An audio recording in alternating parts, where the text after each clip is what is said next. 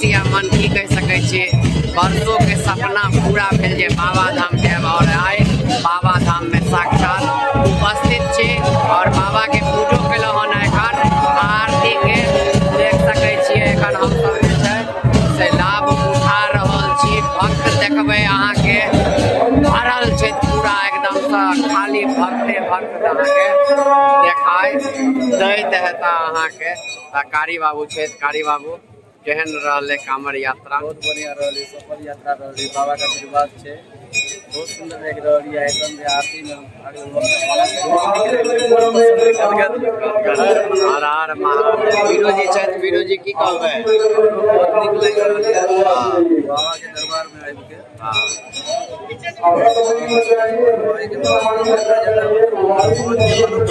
बाबा उनकर मनोकामना पूरा करे। हर हर महादेव। तो देख लेलिए बाबा जे छथिन मनोकामना पूर्ण कर छथिन। जे भी मन में किछ लऽ कऽ एबै बाबा के गुहार करबै वो अहाँ के जरूर पूरा हैत।